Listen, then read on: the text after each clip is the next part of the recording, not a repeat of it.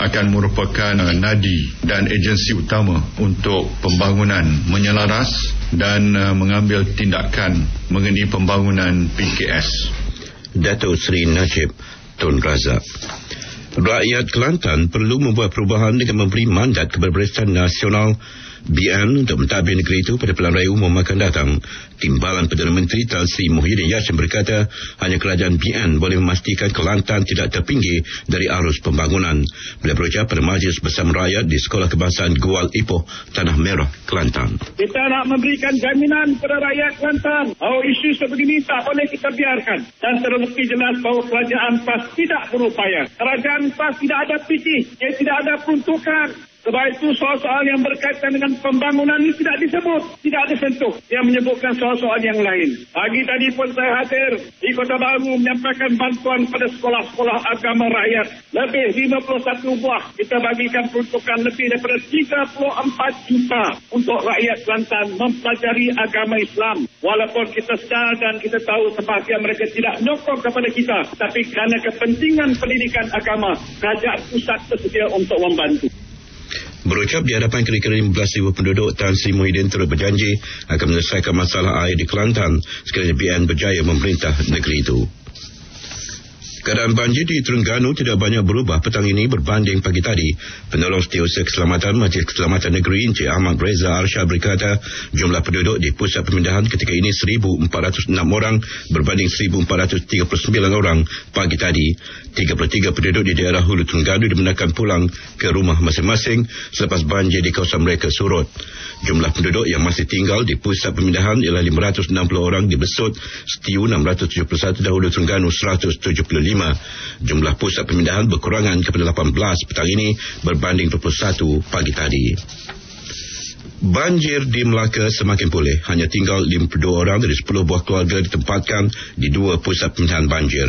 Laporan Nur Amalina Abdul Halim. Di pusat pemindahan banjir di Sekolah Kebangsaan Tehel hanya tinggal 26 orang dari 5 keluarga. Manakala 5 buah keluarga lagi dengan jumlah 26 orang masih ditempatkan di Sekolah Kebangsaan Parit Penghulu. Menurut jurucakap Bilik Gerakan Banjir Negeri, kesemua mereka dari Kampung Parit Lampung Tehel, Kampung Tanjung Labuh Tehel dan Kampung Parit Penghulu Benteng Sungai Rambai. Walaupun air semakin surut, mereka masih lagi tidak dibenarkan pulang ke rumah sebagai langkah berjaga-jaga. Sekiranya keadaan cuaca semakin baik, kesemua mereka dijangka akan dibenarkan pulang ke rumah pagi esok. Sehingga petang ini, paras air sungai di Teluk Rimba mencatatkan 3.29 meter dan di Johong paras air 11.34 meter. Sekian laporan Nur Amalina Abdul Halim untuk Berita Radio RTM.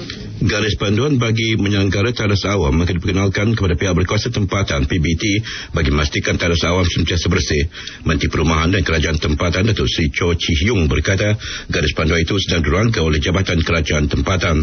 Ia perlu kerana lebih separuh daripada 8 akan merupakan nadi dan agensi utama untuk pembangunan menyelaras dan mengambil tindakan mengenai pembangunan PKS. Datuk Seri Najib Tun Razak. Rakyat Kelantan perlu membuat perubahan dengan memberi mandat kepada Barisan Nasional BN untuk mentadbir negeri itu pada pilihan raya umum akan datang. Timbalan Perdana Menteri Tan Sri Muhyiddin Yassin berkata hanya kerajaan BN boleh memastikan Kelantan tidak terpinggir dari arus pembangunan. Beliau berucap pada Majlis Bersama Rakyat di Sekolah Kebangsaan Gual Ipoh, Tanah Merah, Kelantan. Kita nak memberikan jaminan kepada rakyat Kelantan bahawa isu sebegini tak boleh kita biarkan. Dan terbukti jelas bahawa kerajaan PAS tidak berupaya. Kerajaan PAS tidak ada visi, ia tidak ada peruntukan. Sebab itu soal-soal yang berkaitan dengan pembangunan ini tidak disebut, tidak disentuh. Yang menyebutkan soal-soal yang lain. Pagi tadi pun saya hadir di Kota Baru menyampaikan bantuan pada sekolah-sekolah agama rakyat. Lebih 51 buah. Kita bagikan peruntukan lebih daripada 34 juta untuk rakyat Kelantan mempelajari agama Islam. Walaupun kita sedar dan kita tahu sebahagian mereka tidak menyokong kepada kita. Tapi kerana kepentingan pendidikan agama, kerajaan pusat bersedia untuk membantu. Berucap di hadapan kira-kira 15,000 penduduk, Tan Sri Muhyiddin turut berjanji akan menyelesaikan masalah air di Kelantan sekiranya BN berjaya memerintah negeri itu. Keadaan banjir di Terengganu tidak banyak berubah petang ini berbanding pagi tadi. Penolong Setiausaha Keselamatan Majlis Keselamatan Negeri Encik Ahmad Reza Arsyad berkata jumlah penduduk di pusat pemindahan ketika ini 1,406 orang berbanding 1,439 orang pagi tadi. 33 penduduk di daerah Hulu Terengganu dibenarkan pulang ke rumah masing-masing selepas banjir di kawasan mereka surut. Jumlah penduduk yang masih tinggal di pusat pemindahan ialah 560 orang di Besut, Setiu 671 dan Hulu Terengganu 175. Jumlah pusat pemindahan berkurangan kepada 18 petang ini berbanding 21 pagi tadi. Banjir di Melaka semakin pulih. Hanya tinggal 52 orang dari 10 buah keluarga ditempatkan di 2 pusat pemindahan banjir.